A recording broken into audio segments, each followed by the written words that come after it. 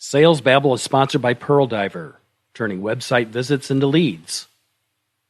Sales Babble is sponsored by the Science of Scaling podcast, helping businesses scale revenue. This is the Sales Babble podcast, episode 487, Non-Pushy Cold Calling, Part 2.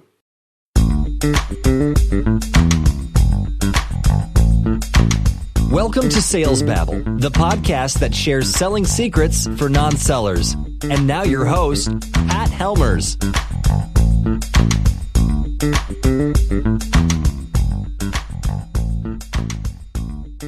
This week, I've been listening to the Science of Scaling podcast, hosted by Mark Roberge. Mark is the best-selling author of the Sales Acceleration Formula and a senior lecturer at Harvard Business School. Well, each week, he interviews some of the most successful sales leaders in tech. People like Mike Weir and Kyle Parrish, VP of Sales at Figma. As you folks know, my entire career has been in the tech and startup space, and as VP of Sales, I know the importance of having a close relationship with marketing, development, and support. That's why the message Kyle Parrish shared on the Science of Scaling podcast really resounds with me. Kyle's insights on focusing on the overall customer experience is spot on. This podcast provides actionable advice any business looking to scale for growth will value. Check it out. Search for the Science of Scaling in your favorite podcast app. That's the Science of Scaling podcast. And you can also find links in the show notes. These days, everyone shops online before reaching out to a company's sales team. I know I do. Oftentimes, I may be visiting their website and I see what I want, but I don't sign up. Instead, I say to myself, I'll come back to it later today. But I don't. And I'm not the only one like this. In fact, that's what your prospective customers are doing every day at your website. They're hot prospects, but you don't know who they are. This is where our sponsor, Pearl Diver, comes in. Pearl Diver makes visible these invisible visitors. Using big data technology, Pearl Diver gives you the name, email, phone number, and even the physical address of these hot prospects.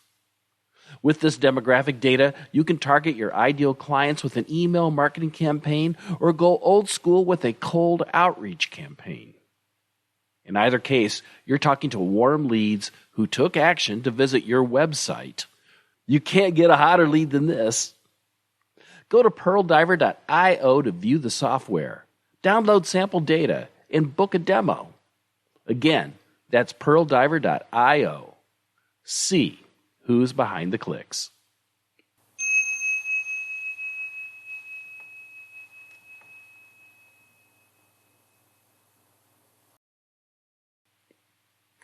Last week, I put out an episode. And I just re-listened to it, and quite frankly, I think I missed the mark. I got to the point, but I didn't really give a complete explanation on how I got there. And before we go any farther into this episode, if you didn't listen to last week's episode, you might want to go back and listen to it. Or maybe you want to plow through this episode. And I can just out and out tell you the topic was cold calling. Now, years as a sales manager and years consulting, I can tell you this. Nobody likes cold calling. And the people that I've worked with have done everything they can to avoid picking up the phone. A number of times I just got fed up with them and I ended up doing it for them. And that's actually what they wanted. They could never see in their mind's eye that it could be a fun thing to do, an easy thing to do, a profitable thing to do. They wanted to work in their business, but they didn't want to work on bringing business into the business. And as time goes on, I believe people are getting all the more squeamish. I just read a study the other day that 90% of Gen Zers, the Zoomers, are very anxious about speaking on the phone. That phone app they don't really understand. And in fact, it's one of the top 3 fears they have. It's right up there with like sharks and crocodiles and heights. And you might think, well, maybe they have a point. Maybe it is pushy. Maybe it is forcing to do cold calling. And that certainly seems very unTaoist-like. If you've been listening to this podcast for the last couple of years, you probably have a pretty good feel what Taoism is. And arm twisting people into buying stuff is not one of the things that we're proponents of. Lao Tzu said that whoever relies on the Tao in governing men doesn't try to force issue or defeat enemies with force of arms. For every force there is a counterforce. Violence, though well-intentioned, always rebounds on itself. But at the same time, Lao Tzu also said, therefore the master acts without doing anything, teaches without saying anything. Things arise, she lets them come. Things disappear, she lets them go. She has but doesn't possess, acts but doesn't expect. And when her work is done, she forgets it. And that's why it lasts forever. So now I've come to the part about last week that's been bothering me. Because I can hear the audience saying, you say the Tao doesn't believe in force, but isn't cold calling force? I don't get it. To which I answer, yeah, hey, you got a good point. Well, let me explain. In the Tao, there is this notion of wu-wei, which means effortless action or actionless action. It's a paradox. It feels like laziness that stuff doesn't get done because it's effortless. But to quote Lao Tzu, he said, the Tao never acts, but nothing is left undone. So what does this mean for cold calling if we were to use a Taoist philosophy?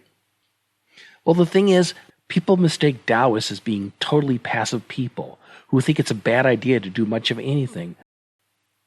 It's not about being totally passive. It's about getting things done, but in an effortless way. Again, to quote Lao Tzu, the Tao is constant in action, yet there is nothing it does not do. What this actually means is being at peace at times of stress, and that you carry out with maximum skill and efficiency your job, your duties, that you're in the zone, like an athlete. You're present in the moment. Time passes without notice, in a state of profound concentration and flow. That's what it means to be living in wu-wei. But the Tao is not about extremes. It's counter to our culture, our Western culture, of going all the way one direction. Like you go big or you go home. This belief that hard work requires being hard and grim, even having a strong will. In Taoism, there's this notion of yin and yang, that it isn't a battle of good against evil, it's a blending. Consider the yin-yang symbol. You know, it's black, and there's kind of a fat side and a skinny side, and it's white on the other side. There's a fat side and a skinny side. In each of the fat sides, there's a little dot of the opposite color. The thing is a constant blending. That it's a constant search for balance. That's the thing that wu-wei is in search. Lao Tzu said that nature does not hurry, yet everything is accomplished. Which is why the Taoists teach against excessive striving and instead finding the path of least resistance. This is a metaphor I've shared before, and it's one that is near and dear to my heart. I was just recently given a tenkara fly rod to become a fly fisherman. And if you're going to go trout fishing, the best place to find trout is to go to a trout stream, right? You want to go to a river. You want to go to a lake. You want to go to the ocean. There's a certain kind of fish you want to catch. You got to go where the fish are. Well, the same is true when selling. Think, this may be true or not for you. Every industry, every business in the industry is different. But many of our customers out there, they're only in their office. They're not out in the public. You might bump into them at a conference once a year, maybe. And lots of people don't even go to those. The only place they're at is they're sitting at their desk next to their phone, and they might be logged into social media, LinkedIn being my favorite. So if you have a process of connecting with people on LinkedIn, trying to strike up a conversation, sending them an email to follow up on the LinkedIn connection, then giving them a call, leaving a voicemail that follows up on the email that you sent them, and you repeat that 3 times. I've talked about this before. 3 times 3 equals 9 follow-ups. That's how many times it takes to connect with someone in a cold outreach situation. That if you do that on automatic, don't overly worry about it, don't overly be concerned about rejection, it can become a flow experience. I know, because I do this. But maybe it's the rejection that is big in your mind. But think about it. How many times do you go to some fast food outlet? Let's just pick McDonald's for the sake of argument. And you walk up to the counter, or you drive up to the drive-up, and the first thing they ask you is, do you want the special of the day? They got some hot new McRib thing or another. And you say no. Do you think they're crushed because you said no to them?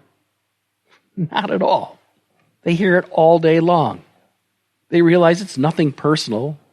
It doesn't say anything about them being a good human being or otherwise. You've just made a decision, a business decision, that you don't want that McRib, that you want the quarter pounder instead, or whatever you're going to eat. Thing is, the Tao teaches that we are connected and we're integral to the universe. But this is important to remember. We're not the center of the universe. There's a lot of other stuff going on. Lao Tse says, knowing others is intelligence. Knowing yourself is true wisdom. Mastering others is strength. Mastering yourself is true power. I've got whole tutorials on cold calling and processes for doing that, and I'll put links in the show notes so that you can find them. But if you have this right mindset, this isn't hard to do. And it's not anti-Taoist. There are times when you can call too much, where you can be rude when they answer, have a transactional attitude, only be looking to earn your commission. But this all goes against the Tao. Yes, to a certain degree, you're interrupting them.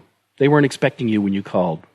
They weren't expecting you when their message came in on their email. But studies have shown that high-performing leaders should spend more than 60% of their time working on their business versus in the business putting out fires and checking and chasing and correcting work. To a certain degree, you're actually doing them a service, giving them an opportunity to step aside and think about improving the work environment, their ability to create products and services, and to do that in an economical manner and a profitable manner. Sure, you could overdo it. Lao Tse says that you should govern a great nation as you would cook a small fish. Don't poke it too much. I think the same is true for prospective clients. Too much can be too much. I encourage you as sales leaders to guide and inspire your customers and do it through a natural, unforced approach. And rather than exerting force and dominate, lead by example in being in harmony with the flow of life. Again, to quote Lao Tzu, the best leaders are those the people hardly know exist. Be that sales professional, and through non-action, the work will get done. And now to finish up, I want to reread last week's chapter again. It's called Cold Calling. Friend or stranger, all are just people. Two sides of the same coin. Yet curiously greeting a stranger, qualifying their needs, asking for an opportunity is the seller's greatest fear. Fear is an illusion. Act without expectation. Succeed without taking credit. Accomplish with spontaneity. And what will be, will be.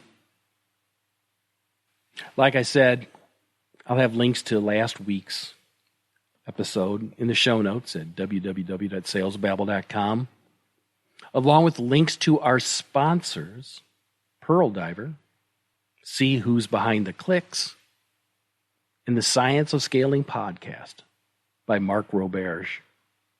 Do me a favor, check them out. You won't regret it. Now, if you felt like this episode had value, especially given where I was at last week, if you could share this with one person, just one friend who's looking to grow their sales skills, I would really appreciate it. On whatever app you're at, make sure and subscribe to the podcast, and there's a way of sending a link to somebody else if you could do that. Because word of mouth is the best way of growing a podcast. Lastly, if you have any questions about this episode or any other episode that we've talked about, anything about the Tao of Sales Babble, don't hesitate to reach out. Click on the Babble Me button on the Sales Babble page, and that'll send a message directly to me. I guess that's it. We're good now. Until next week, take care and have a highly successful and a profitable selling day.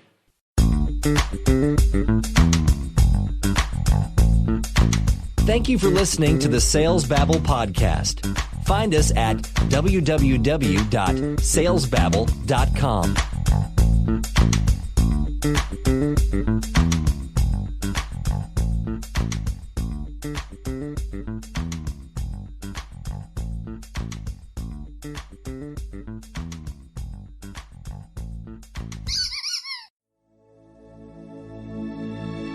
This is a production of Habanero Media.